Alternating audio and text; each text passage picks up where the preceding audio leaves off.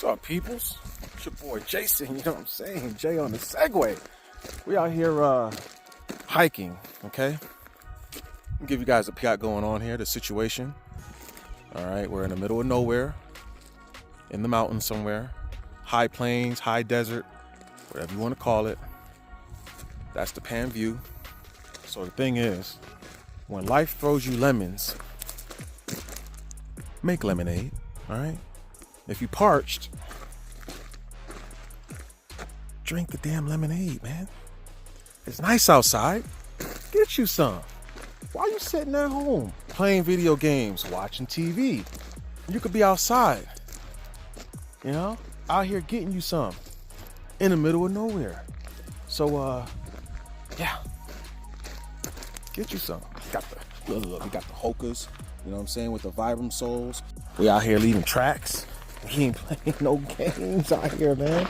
I'm trying to get back to the truck though before them coyotes come out. Facts.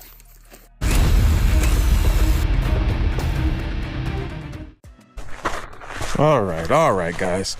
We're out here walking around. I really don't know what this place used to be. It looks like they were doing a lot of mining. Not a lot of mining. See that dirt pile? They were probably digging up dirt up here. So I decided to go for a walk once I stopped the truck. Looks like I'm running out of road here, man. I just wanted to go for a walk, man. Every time I stop the truck, I'm like, all right, get outside and get some. So we got the Garmin Enduro 2 watch. That's giving me my sort of navigational directions out here. So, yeah. So we got going on. They left a lot of equipment out here too, by the way. A lot of, well, not a whole lot, but they left some belt operated machines. They left a truck out here, like an old fuel truck or oil truck. I'm guessing it's a fuel truck. I don't know what type of truck it is, but it's a 2-shifter truck.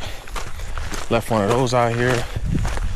There's some cow poop or some kind of animal poop out here. It's pretty big, whatever it is. But yeah, not too bad, guys. Got to go out here and get you some. Don't be lazy, man. Stay active, especially when the weather's nice. Gotta go outside and get you some. They got tons of little lizards out here. But yeah, gotta get outside and get you some. I don't know where this is leading me, but we gonna see. You guys want to see something kind of wild? What the fuck is that? Man, that thing is huge. Or maybe not. All right. We're just walking and walking and walking. What made me do this? Well, guys, I like to stay in shape. So anytime I stop my truck and I have some time to spare, I usually spare, oh God, look at that poop. I try to spare about 3, the most 4 hours. And that's total time to some sort of exercising or extra activities, if you will. So this time I stopped at a very quiet off-ramp.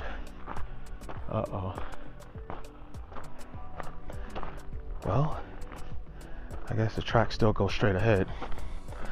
So I found this little off-ramp that's pretty quiet. And I said, well, we'll stop here for the night, go for a walk, take out a couple of hours, maybe several hours, come back, shower, go to sleep, wake up around 2:20 in the morning, and drive the last 64 miles I have till I get to the customer. Unload around 8:30, 9 a.m. Drive pretty much back to where I'm at right now, because that's where my reload's gonna be, and take it to St. Joseph, Missouri. Not too bad. Somebody be driving out here, or has at some point. I'd like to think it was recent, because normally when it rains, this type of ground, like out there, it's like a smaller, finer, it's not really small, fine dirt or rocks, but usually when it rain seems to reset footprints for the most part. just a combination of rainwater hitting the ground. It's just like a consistent wear on the actual ground surface when it's like soft like this, and it kind of like, in my opinion, deletes footprints. So we're like out here, man. I see some like paws. I see paw prints. I think I saw a hoof or two, or just a look, you know, a couple of hoof steps. Probably like some cows or something. I'm sure they have like what's something like deer. They look some funky looking deer. They don't look like impalas but thicker. I know they have them out here. They're probably not likely to attack. I don't think they have bison out this way. So I'm just thinking about wildlife in case it does start to get a little dark. That seems to be when I guess a lot of the smaller ones start to move around a little bit more. Once it starts cooling off, they're all probably like hiding in the day. Like look at that one right there. I don't know what that is. And you can see the prints. Anybody know what that is? Well, have a good idea. Type it in the comments below, man. Let me hear what you got, players. But yeah, I try to stop doing that running stuff like what I just did, because normally up hills I try to run up hills, but I stopped doing that because, especially with new routes, I've never done this before, so I don't know what's ahead. I don't know when I'm going to turn around, and so when it's new territory, I just try to walk, try to stay within my physical limits, because there's been times where I would run in the beginning doing all this good running, and then I get tired, and then by the time I'm tired, I turn around and look, and I'm like 11 miles away from the truck. I'm like, fuck. It's gonna be a long day, aka long night. And since this is off-road and I don't know the wildlife in the area, sometimes you gotta turn back and look, make sure nothing's following you. Hopefully we have some clean audio here with this DJI Mic 2 in use with this Insta360 AcePro. The thing about the AcePro with the DJI Mic 2 is, one, the audio quality. Just listen to the audio quality. The microphone is sitting right there next to this camera, which is upper chest mounted. It's like a little bit, maybe about 1 or 2 inches lower height wise from where my collarbones would be at. As far as the DJI mic volume goes, you have to use the receiver to change the gain settings on the transmitter, aka this DJI Mic 2's wireless mic that I'm using for this video. You have to have the receiver to change the gain settings internally from the microphone itself, the wireless microphone. And so I turned the receiver on. The receiver has its own internal battery, so you could turn the receiver on, turn the DJI Mic 2's microphone on, and change the settings, like some basic settings like the low pass filter, which basically filters out the low bass frequencies, like the bassy stuff. So like if it is windy outside, it'll help reduce the wind in your audio. If you're like in a car, like for example, like when I'm driving my truck, if the truck is on, there's a lot of like bassy ambient noise in my semi truck. So this will take out a lot of that, you know, filter a lot of that lower frequency out. So you can change the low pass filter, you can change the gain settings of the microphone, you can turn 32-bit float on or off, you can press the record button to start and stop recording with the actual camera, but it won't work with the AcePro. It works with the DJI Pocket 3 and the Action 4 cameras. By the way, Action 3 guys, the DJI Mic 2 microphone kit does not work with that camera, so you need the Action 4 or the Pocket 3 that I know of right now. But yeah, this is what it sounds like with the AcePro. It doesn't sound as good as if you were using the Action 4. If you was using the Action 4, you'd be like, damn, the audio sound pretty damn good. Not that you guys are checking for audio, because this is not an audio video. So I think as long as you guys can hear me, I think that's all that matters, right? Right? Or am I wrong? So yeah, right now we got the CPL filter, which is a circular polarized filter on the Action 4. I have a frame, a 52mm frame that goes over the Action 4's, that goes over the AcePro's lens, and so I can put all kinds of filters, ND filters, as long as they're 52mm, I can put them over this camera. So that's something that I like about these companies, they make these parts for these cameras, and I really thank them because they really didn't have to. They give us more flexibility. I like to use this camera while I'm on the motorcycle because of the remote system. It's really good. The field of view isn't as good as the Action 4s. See, they got a road down there. I thought about jumping on that road, but I gotta do some old Crocodile Dundee back road stuff to get down there. So we're just gonna keep it simple and stay on track. But yeah, guys, this AcePro is a pretty good camera. The battery life just sucks, that's all. If you guys are gonna get the AcePro, if you plan on being out all day with this camera, you absolutely need an extra battery. I think even with the Action 4, you can almost get through a whole day with the Action 4 if you're not constantly recording. If you just record what you need, then stop recording, and then come back again when you need to record again, you can almost get about a whole day as recording with the Action 4.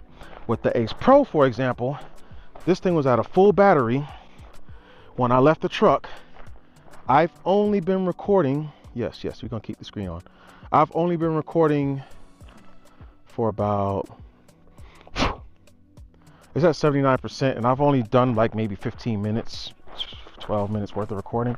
So I feel like it's drinking too much battery. I almost had too much fuel. It's almost drinking too much battery. How's the AcePro doing right now with the sun? I'm talking about the dead old sun behind me with this high-vis shirt. How does my face look? I have face priority set to on. This is something that the AcePro has that other cameras do not have, is it'll prioritize your face and try to keep my face exposed in situations like right now where I got the bright sun behind me and then the bright t-shirt on. I don't know if I can see my face really good. May or may not, but that's what it's doing. It's prioritizing my face to keep me in frame and to keep me visible as far as, like, you know, the brightness goes and stuff. So this is what we got, y'all. This is what we got. This isn't an action camera video. This is just a me hiking and I'm taking you guys with me video. You see, we got the little gulches and stuff like that going across. Some of them are a little too steep for most vehicles to drive. But I've been asked before, which action camera is the best for vlogging? You know, people's asked me for my opinion. And I still say the Action 4, I'm gonna say Insta360 Action 4, the DJI Action 4. Why? Battery life, very good low light performance. It's almost as good as the AcePro. Not as good as the AcePro, but it's in the ballpark. It's somewhere in that vicinity. Audio options. When I take this DJI mic system, and by the way, you guys only need the transmitter. You don't need to buy the combo that has the receiver and the transmitter. You can buy just the transmitter and connected directly to the Action 4. Yeah, these microphones, they last about 5 hours. Like I said, you turn them on and off as you need them, right? If you need to use them all day, then I'm definitely going to recommend buy the combo with the receiver and the 2 microphones. That kit by itself is all worth it. That's the one I bought because I can swap.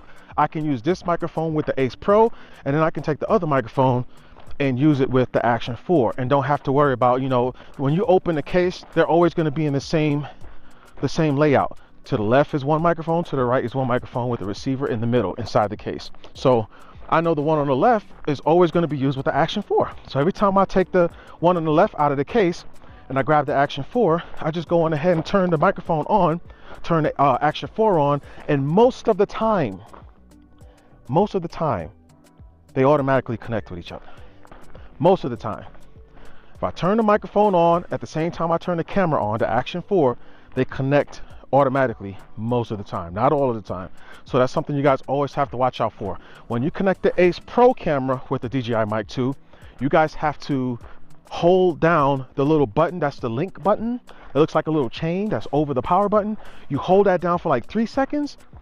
After the very first time you pair it with the AcePro, because you have to pair it first. Like, you have to let the AcePro know that it will at some point in the future be connecting to the DJI Mic 2.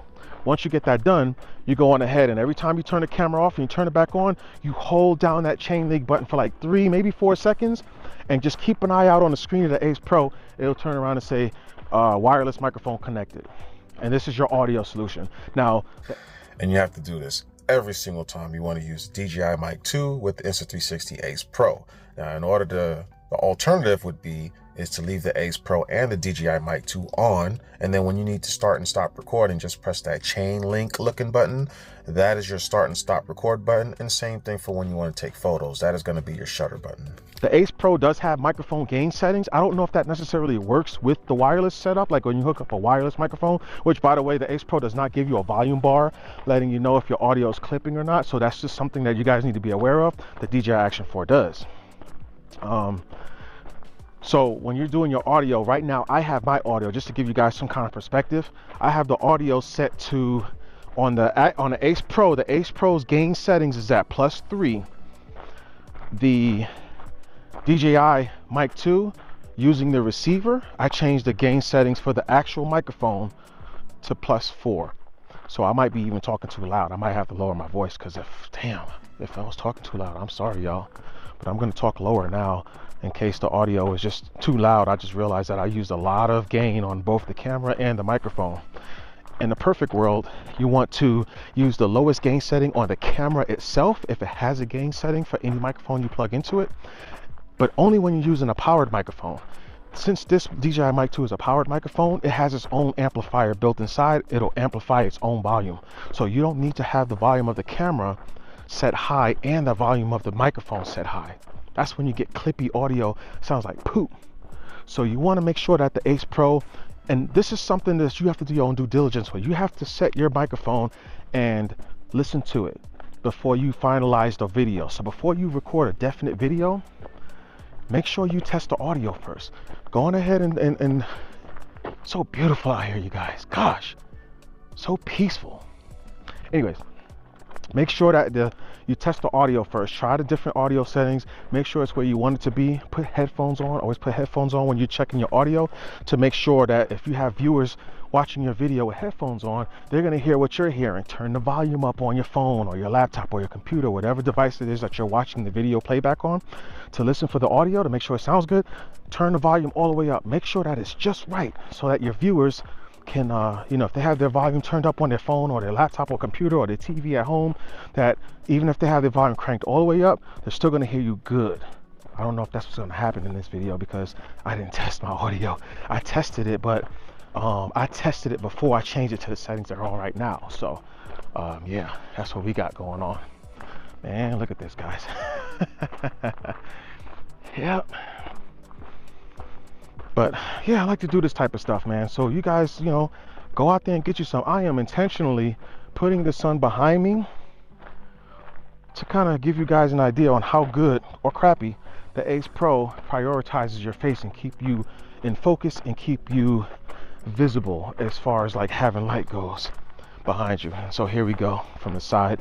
And so if you're not sure, it's always unnecessary to do this when vlogging. You can always cock your camera to the side and get a side view and just record like this if you want to make sure the light behind you isn't blowing out the image when you're recording yourself. The polarized filter, basically, like if I was to take my glasses off, all these little grain looking leaves or plants or whatever, like right now, they look real bright and just hazy. Not hazy, but they look reflective. But the polarized filter takes away that effect and allows you to see them in more detail. And that's why I always put polarized filters on my cameras. And if I feel like I need to use an ND filter, I'll use an ND filter. ND filters are cool, like I said, if you want to get the motion blur effect. That's when you use ND filters. For me, for everyday use, I put polarized filters on all my cameras. My Action 4, polarized filter, the AcePro, polarized filter, the Action 3, polarized filter, GoPro, polarized filter, everything polarized filter, except for my Insta360 360 cameras. They got lens covers, but they don't have polarized filters.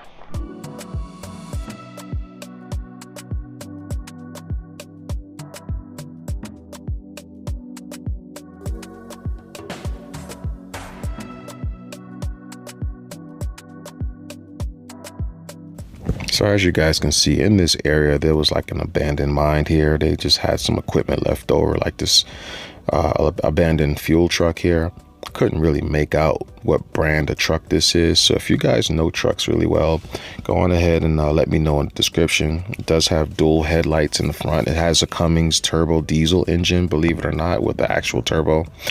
This truck looks pretty old. I mean, just look at it here. Look at the headlights. I'm thinking, I don't know, I couldn't guess, but it's got a big old turbo, sort of like the modern day trucks. It's an inline 6 Cummins motor. I do not remember the model number of the engine, but this truck was actually kind of rather interesting. I don't know what the history is of it, but it was here. It had 2 stick shift setup going on. It was like 2 different areas of stick shifting, 1 through 4 on one side and then another 1 through 4 on the other side. Wooden floor. I mean, this is all just kind of stripped apart, you know. I don't know why humans are so destructive, but they are. I couldn't make out. There was no identifiers on this truck for me, no data plates or anything anywhere to say, hey, it's model truck or whatever. So like I said, if you guys know what truck this is, go on ahead and let me know in the comments below. But this was kind of hanging out in the area as well, so I was just checking everything out. All in all, this is a good camera. Not too bad, guys. You know, you guys might be wondering, what camera should I buy? You know, truth be told, the jack of all trade cameras are the Insta360 360 cameras. They just are. They do everything. They have a single lens so you can record like this. They have the 360 dual lens. You can do something a lot of people don't talk about. They have kind of like a dash cam mode where if you set the 360 camera straight up so one lens is facing the front of your rear, you can do a split screen mode in post editing where you can, the top half of the screen will be what's in front of you and the bottom half of the screen will be what's behind you.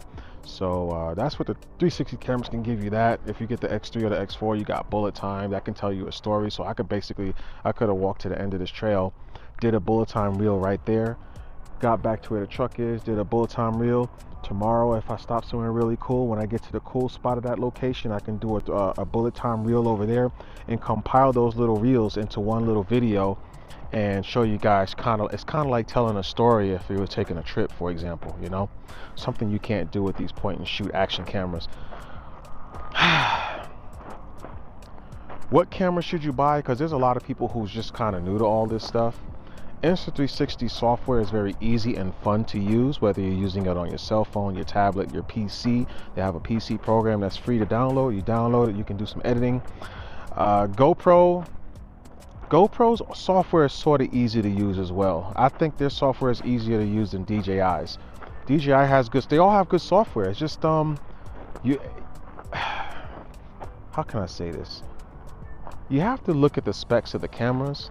You have to do your research. Look at the footage you guys see online from us YouTubers that we make.